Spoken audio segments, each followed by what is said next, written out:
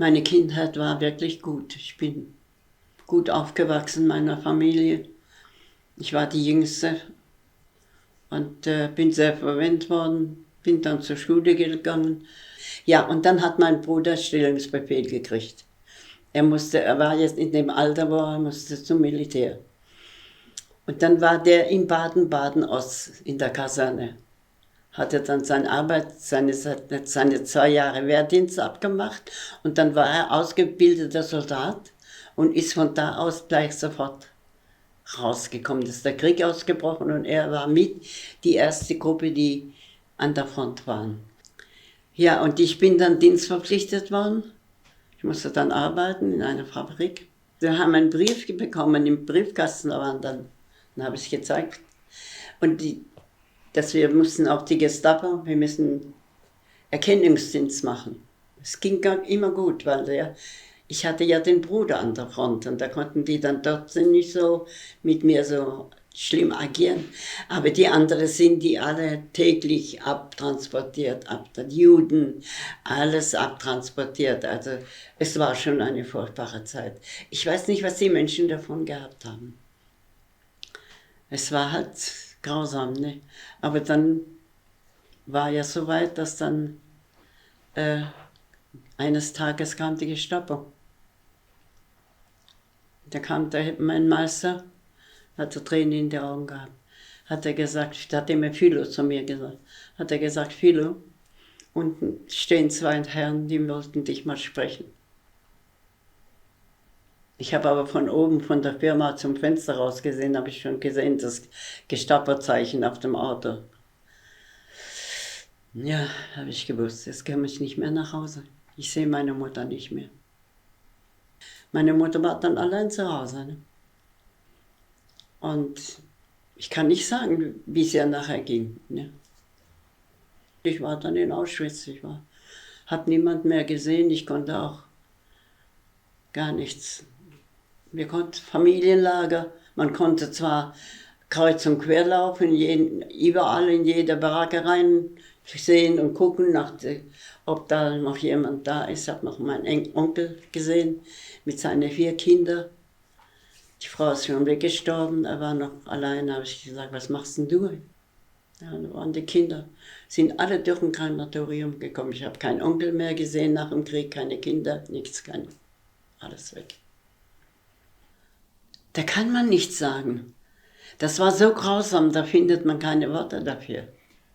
Also es ist unglaublich, ne? Unglaublich, wie wirklich war. Ich glaube, ich bin die einzige Zeitzeuge noch, die schon so alt geworden ist und das alles hinter sich hat. Die noch gestempelt ist hier am Arm. Ich habe ja noch die hier 10.550. Das hat nicht mehr genügt, dass sie uns eine Plakette vorlegen oder was. Nein, sie mussten uns wie die Viecher, haben sie uns abgestempelt. Sehen Sie, ich trage den Stempel immer noch am linken Arm heute. Ich bin noch eine Zeitzeugin. Und ich habe diese furchtbare Zeit mitgemacht. So, und das habe ich mir vorgenommen, solange, wenn ich glücklich hier rauskomme, dann werde ich niemals aufgeben, Aufklärungsarbeit zu machen. Und das habe ich getan. Also ich habe überall gemacht, in ganz Deutschland. Ich bin rumgereist.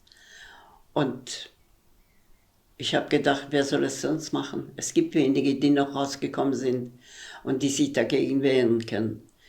Und ich habe Schule besucht, ich konnte mich gut artikulieren und habe gedacht, jetzt machst du das in den Schulen. Die müssen wissen, die junge Generation, was damals passiert ist. Weil die regieren und gestalten einmal dieses Land. Und da verspreche ich mir sehr viel davon, dass so etwas nie mehr in unserem Land passieren darf. Es kommt doch darauf an, in welcher Art und Weise man den Leuten das beibringt, was geschehen ist. Das können sie in viele Variationen machen. Ich habe die gute Seite gewählt, die Versöhnungsseite. Und ich wollte Versöhnung haben, ich wollte keinen Hass haben.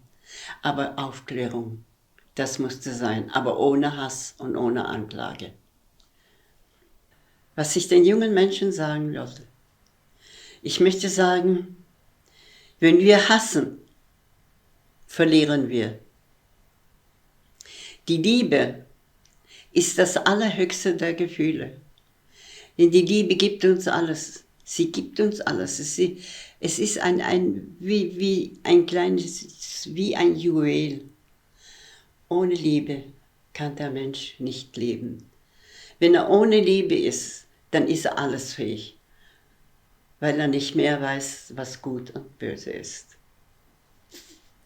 Wir müssen aus unseren Fehlern lernen. So etwas darf nie wieder in unserem Land geschehen.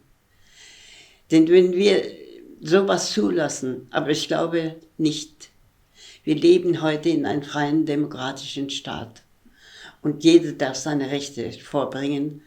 Wenn er weiß, mir ist Unrecht getan worden, darf er hingehen und sagen, hier, hallo, das können Sie nicht machen.